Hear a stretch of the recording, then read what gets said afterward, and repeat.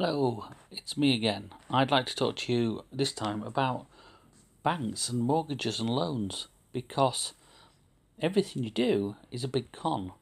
If you go to the bank with your bank card and you withdraw money over the counter, they will ask you, after you put your PIN number in, to sign a piece of paper. That piece of paper then becomes the money that you have got. So if you get £50, that piece of paper becomes good for £50. Just as your banknote says, I promise to pay the bearer on demand, it's a promissory note. So when they do their audit, the bank doesn't say, I've got X amount of thousands in the account, but there's this £50 as well from so and so. That is counted in as money and it goes through the system as money. It works exactly the same with your mortgage, your loans. If you get a £50,000 loan from a bank, they'll expect you to repay it back with interest. But what's actually happening is, as soon as you sign that credit agreement with your signature and your name, you've created that £50,000 because that credit agreement goes back into the system and becomes £50,000. And just think about it, if it didn't, and 10 people a week did that for a month, there'd be no money left because the banks would have to close because they'd physically be giving money out and getting nothing in. So your signed credit agreement becomes £50,000 and goes into the bank. So they've not lost anything.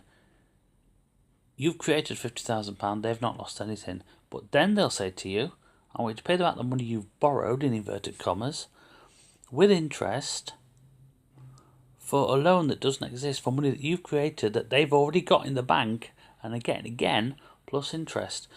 But that's not the only thing. What happens then is a third party comes along, and he or she or the company will buy maybe 100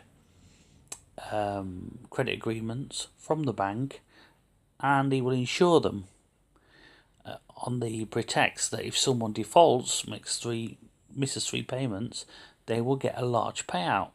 So they've already been paid, or will have been paid 3 times by the time your money is paid up, because you will have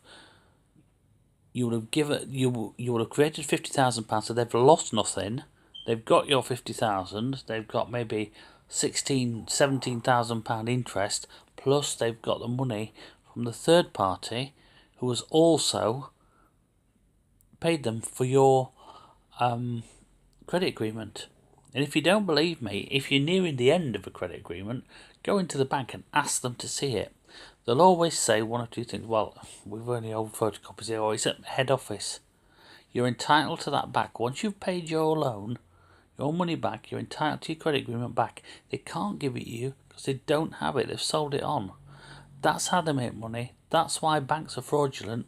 And that's why when you're paying your mortgage, it's a whole big fraud and a whole big con, because you created that money in the first place.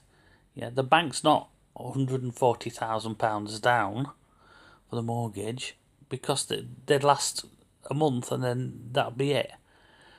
The bank has that money back through your credit agreement, which is constantly going through the system. Yeah, because it's all numbers. There's no notes. It's all numbers. So that is then putting back in the system as £140,000 loaned to someone else. Yeah. So once you get your head around that, you realise that these things aren't, how much you're being ripped off by the companies and how much you're being. It's like we spoke earlier about council tax, gas and electric hiring their own courtrooms and administrating things themselves because those things can't go through a court legally because of civil debts. Well, you're also being ripped off by your banks, your mobile phone people that say, well, we'll give you a contract and you pay it over 2 years. You've already created that by signing that agreement, yeah? That mobile phone is yours, yeah? And they really have no recompense to the money. The public are growing up and public are getting wise to this. And the invention of the internet has made us look into it even further. Whereas before you have paperwork stopping you and people saying you can go places on the internet you've never been able to go before. Just have a look it up. But believe me, do not be ripped off. Be wise.